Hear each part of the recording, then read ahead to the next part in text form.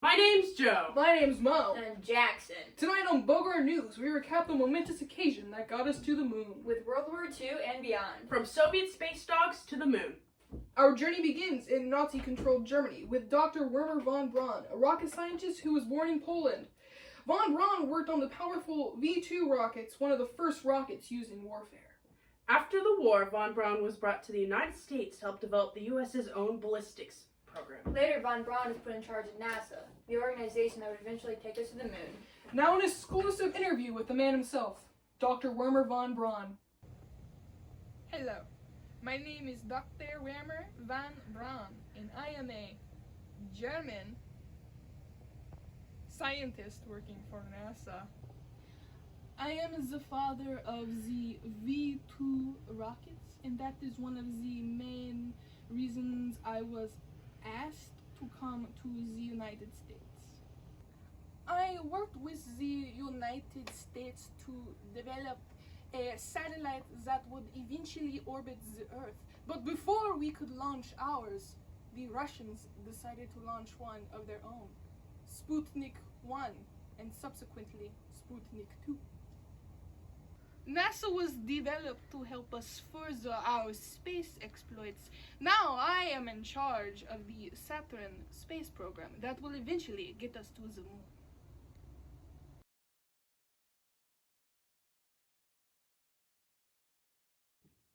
The moon landing has been great success. As you can see, this is the Saturn V rocket. The rocket that took us to the moon. Isn't it beautiful? As you can see, the rocket is broken into 3 stages. Boon 1, Boon 2, and Boon 3. Boon 1 takes the rocket to the outer atmosphere. Boon 2 takes the rocket out of the atmosphere. And Boon 3 gets us to the moon. Back to you, Bogart. What a cool guy. Speaking of the satellites and the Russians launched their own satellite, the first satellite that managed to orbit the Earth.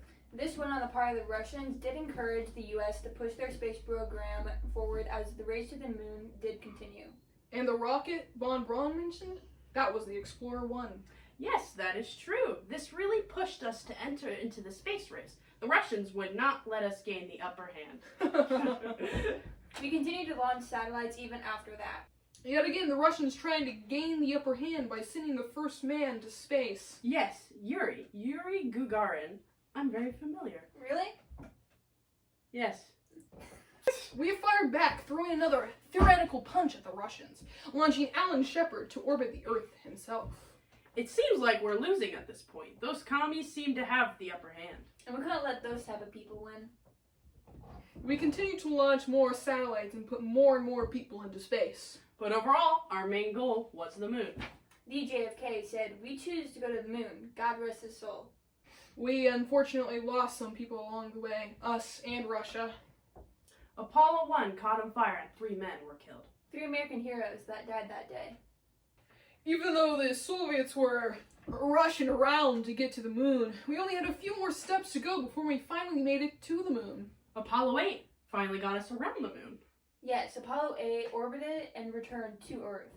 Finally, where our story comes to a close, stay tuned for more Space Race after these messages. Is your wife too busy sweeping to make you dinner? Well, the microwave is your solution. With its patented electromagnetic radiation, you can heat up meals in no time. I should marry this instead of my wife.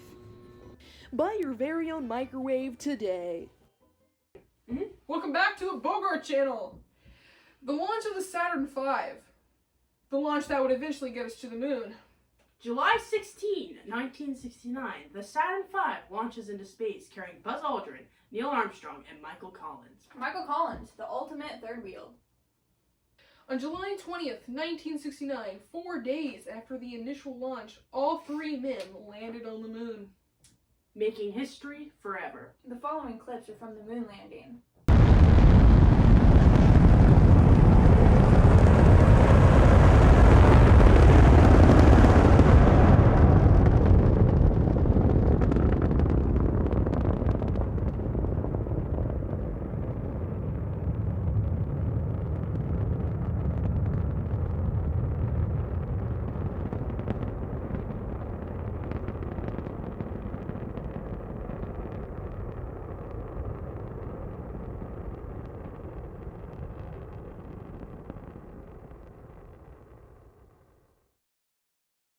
One small step for man,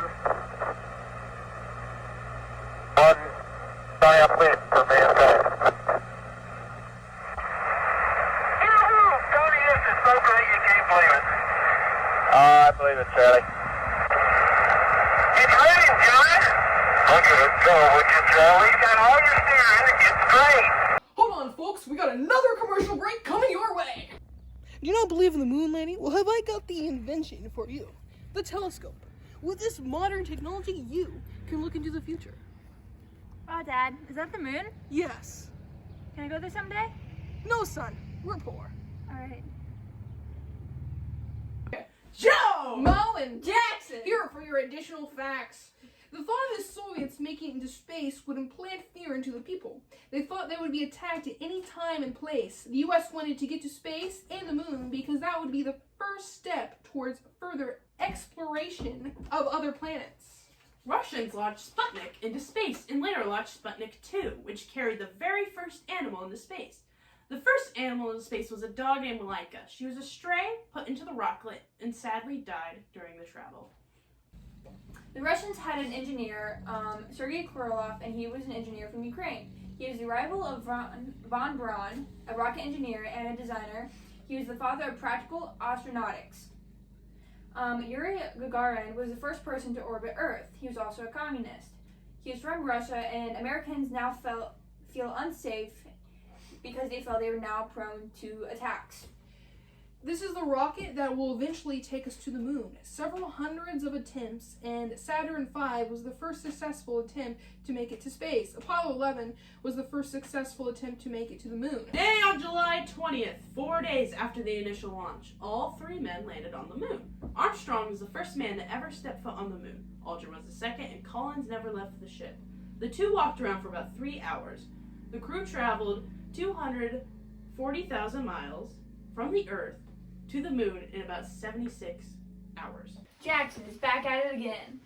For the first time in human history, man has reached the moon. Now, what does this mean for the future? The U.S. economy is at its all-time high. With our newfound achievements, the U.S. has found newfound confidence, supporting new medical and other technological advancements, helping with public safety and living necessities for the U.S. Americans. I'm Joe! I'm Mo. Jackson. Now for the regularly scheduled Andy Griffith Show.